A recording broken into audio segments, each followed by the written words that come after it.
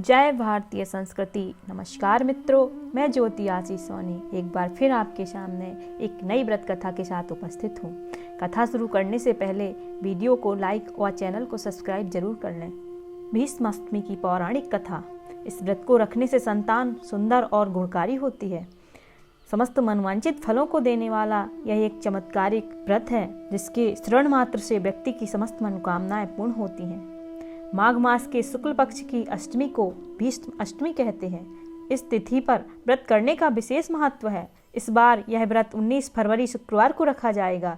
धर्मशास्त्रों के अनुसार इस दिन भीष्म पितामह ने सूर्य के उत्तरायण होने पर अपने प्राण त्यागे थे।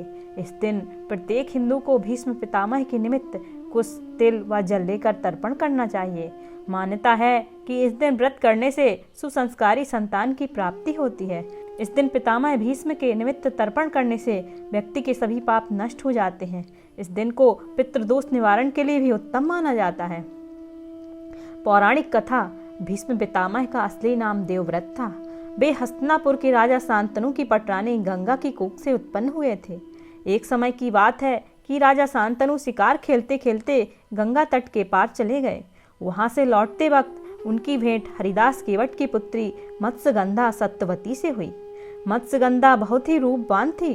उसे देखकर शांतनु उसके लावण्य पर मोहित हो गए।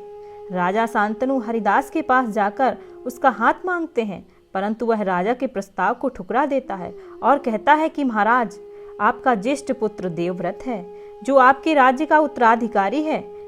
यदि आप मेरी कन्या के पुत्र को राज्य का उत्तराधिकारी बनाने की घोषणा करें तो मैं मत्स्यगंधा का हाथ आपके हाथ में देने को तैयार हूँ। परंतु राजा शांतनु इस बात को मानने से इनकार कर देते हैं। ऐसे ही कुछ समय बीत जाता है, लेकिन वे मत्स्यगंधा को ना भूल सके और दिन रात उसकी याद में व्याकुल रहने लगे। यह सब देख एक दिन देवव्रत ने अपने पिता से उनकी व्याकुलता का कारण पूछा।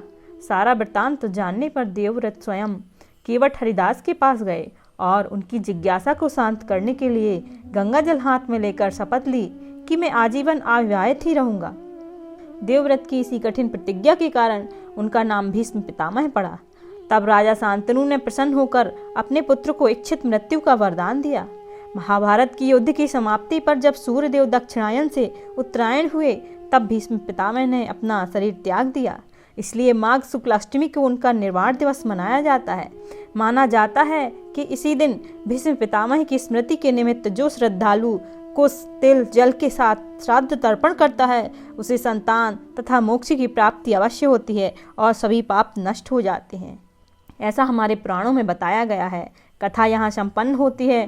कथा कैसी लगी यह जरूर बताएं और अपना प्यार और स्नेह आशीर्वाद ऐसे ही बनाए रखें ताकि आपके सामने ऐसी ही अनेक जानकारियाँ लेकर आपके सामने उपस्थित होती रहूं और आपका प्यार स्नेह और आशीर्वाद पाती रहूं।